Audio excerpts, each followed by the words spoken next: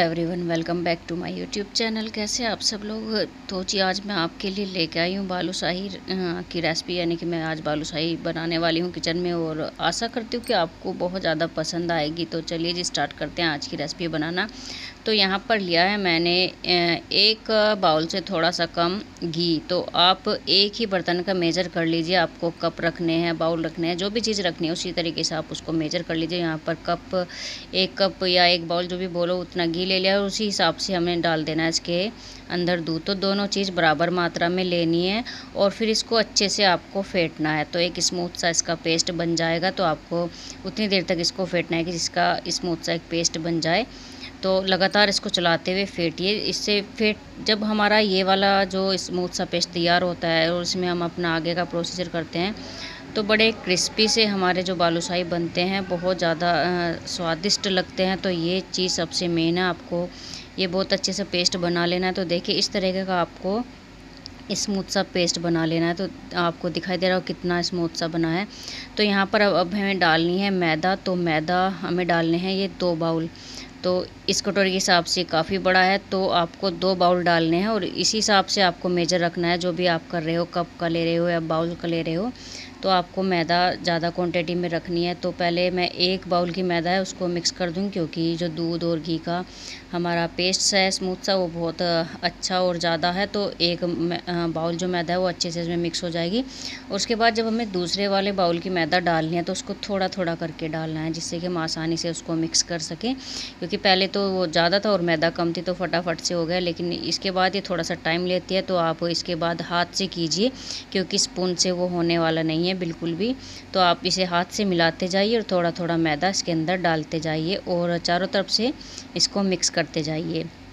या तो आप ऐसे भी कर सकते हो, पहले मैदा ले लीजिए, उसके बाद उसमें घी और जो हमारा उसका पेस्ट है दूध का, उसको अलग से डाल सकते हो। लेकिन इस तरीके से थोड़ा आसान हो जाता है और काम भी थोड़ा सा जल्दी हो जाता है। तो मैं इसी तरीके से कर लेती हूँ।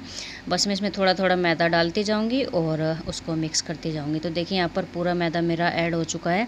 तो बढ़िया 2 बड़े बाउल इसमें मैदा जा चुका है और एक एक छोटा बाउल हमारा जो है वो घी और दूध जा चुका है। तो इसको अच्छे से आप तोड़ लीजिए। अगर आपको लग रहा है कि मिक्स नहीं हो रहा है तो इसको थोड़ा सा तोड़ लीजिए, लेकिन आपको इसका आटा नहीं बनाना है। अगर आपका मैदा थोड़ा एक्स्ट्रा हो गया तो उसमें कोई टेंशन वाली बात नहीं है, आप उस टाइम पर कर सकते हो। अगर आपका मैदा सिमट में ना आए कि आप उसको अच्छे से समेट ना पाओ, तो थोड़ा सा पानी डाल सकते हो, नाम मात्र का।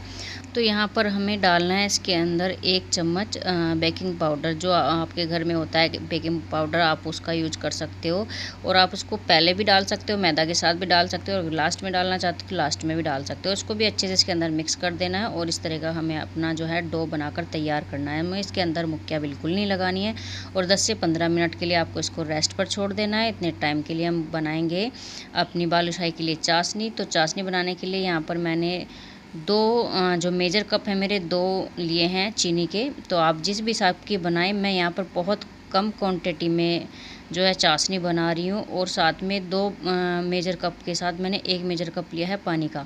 और बस अब इसको हमें इसे मेल्ट कर लेना है। जब ये बिल्कुल डिसॉल्ट हो जाए तो उसके बाद आपको इसमें जो है उबाल लगाने हैं और गैस को तेज़ करना है। इस टाइम पर आपको अपने गैस को बिल्कुल सिम करना है, क्योंकि फिर चीनी अच्छे से मेल्ट होती नहीं है और फिर वो थोड़ी दिक्कत कर जाते हैं। तो यहाँ पर गैस को सिम रखिए और इसको अच्छे से मेल्ट होने के बाद इसको तेज़ कीजिए। तो मैं यहाँ पर बहुत कम जो चाशनी तैयार कर रही हूँ, क्योंकि फिर बाद में बच जाती है और उसका यूज़ करना में थोड़ा मुश्किल सा हुआ रहता है।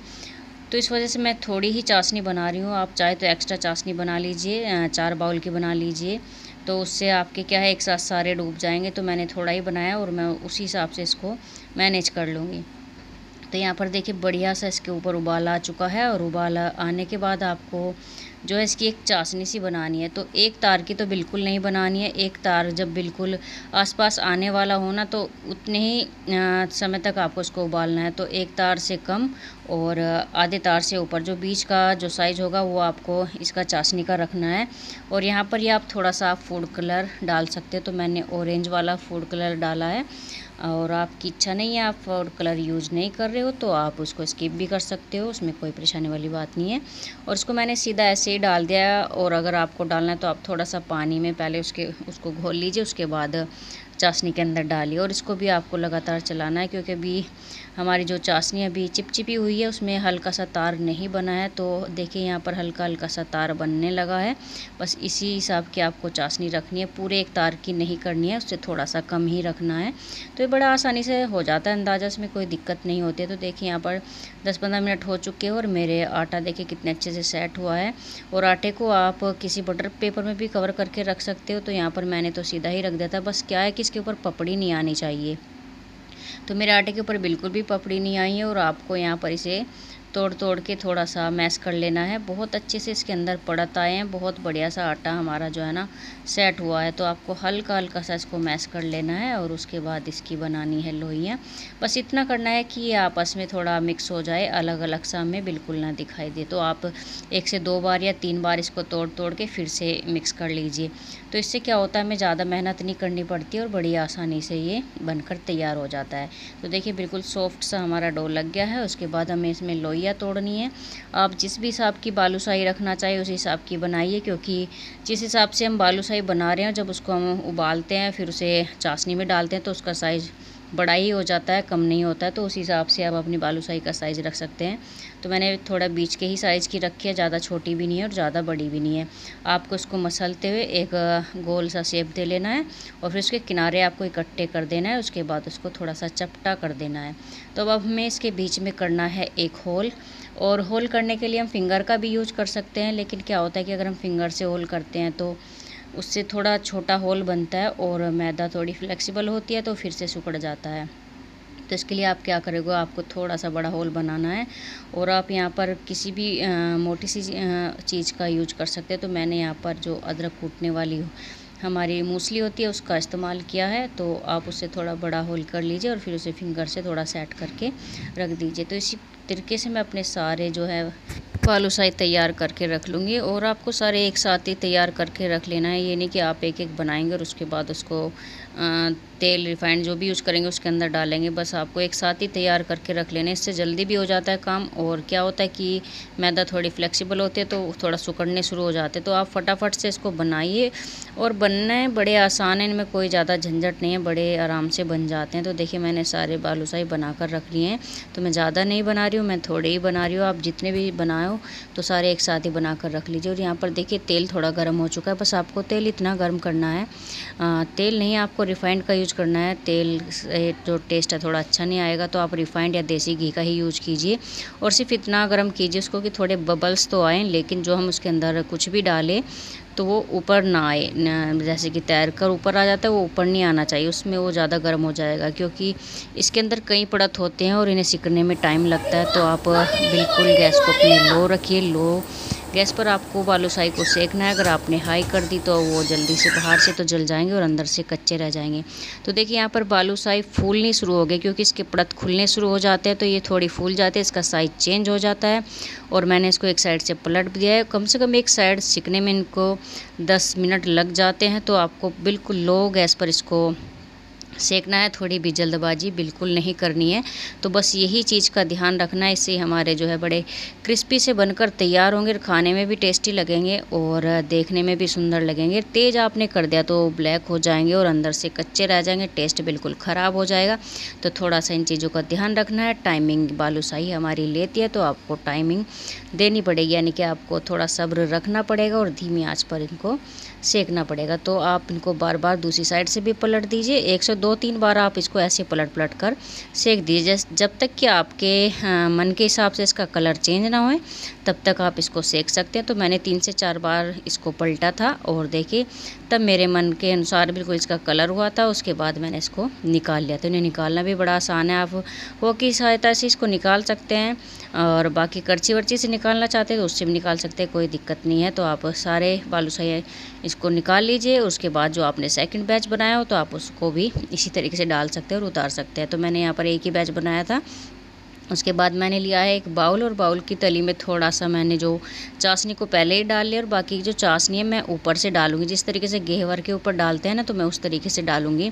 अगर आपने एक्स्ट्रा चाशनी बनाई है तो आप उसको बड़े से बर्तन में कर लीजिए और उसके बाद सारे बालूशाही एक साथ उसके अंदर डाल दीजिए। तो बड़े आराम से सारे एक साथ जो है चाशनी को सोख लेंगे। तो मैंने यहाँ पर चाशनी कम ही बनाई थी तो उस वजह से मैं उसको थोड़ा थोड़ा इसके ऊपर डाल रही हूँ। और नीचे कुछ मेरी जो चाशनी में है बालूशाही वो डूब चुकी है। और जब वो 10 मिनट के लगभग चाशनी को सोख लेंगे उसके बाद में जो ऊपर वाली है उनको नीचे कर दूँगी और जो नीचे वाली है उसको ऊपर कर दूँगी। इससे क्या होगा, हमारी चाशनी हमें ज़्यादा नहीं बनानी पड़ती, कम में ही हमारा काम चल जाता है और काम तो हमारा प्रॉपर हो ही जाता है। टेस्ट हमारी जो बालूशाही का पूरा ही आता है। तो ऐसे मैंने इसको ऊपर नीचे करके सारी बालूशाही मैंने अच्छे से चाशनी सोख ली है। उसके बाद मैं इन बालूशाही को निकाल लूँगी एक छलनी के ऊपर। अगर आपके पास स्टैंड है तो आप स्टैंड का यूज़ कीजिए। उसके बाद आपको नीचे एक प्लेट वगैरह रख लेनी, जिससे कि जो एक्स्ट्रा चाशनी है वो टपक कर नीचे चली जाए और जो हमारी बालूशाही है बिल्कुल क्लीन हो जाए। उसके बाद हमको इन्हें सर्व करना है, तो हम ले लेते हैं एक ट्रे और उसमें निकाल लेते हैं सारी बालूशाही। तो देखिए इसका कलर भी कितना सुंदर आया है और जो है चाशनी भी बहुत अच्छे तरीके से बालूशाही ने सोख लिया। तो देखिए एक एक परत इसका अलग अलग दिखाई दे रहा है। तो बहुत अच्छी सी टेस्टी सी हमारी बालूशाही बनकर तैयार होती है। आप ज़रूर ट्राई कीजिएगा। और अगर आपको मेरी ये रेसिपी पसंद आई हो तो प्लीज़ लाइक, कमेंट और शेयर ज़रूर कीजिएगा। देखिए कितनी सुंदर सी जो है बालूशाही बनकर तैयार हुई है और थोड़ा भी इसके अंदर कच्चापन नहीं है। और जो चाशनी है वो भी अच्छे तरीके से सोख ली और हमारा कम चाशनी में ही काम हो गया। तो हमें ज़्यादा चाशनी भी बनाने की ज़रूरत नहीं पड़ी है। तो अब मैं इसको आपको थोड़ा अंदर से भी तोड़कर दिखाती हूँ कि अंदर से भी अच्छी से तैयार हुई है कि नहीं तैयार हुई है। तो देखिए कितनी आसानी से टूट रही है और देखिए अंदर का कलर भी बिल्कुल चेंज है। तो जी मिलते हैं एक नई रेसिपी में और अगली वीडियो में। अगर आपको पसंद आई तो प्लीज़ लाइक, कमेंट और शेयर जरूर कीजिएगा और मेरे चैनल के बेल आइकन को जरूर प्रेस कीजिएगा। तो मिलते हैं। जय माता दी, हरे कृष्णा, हरे राधे।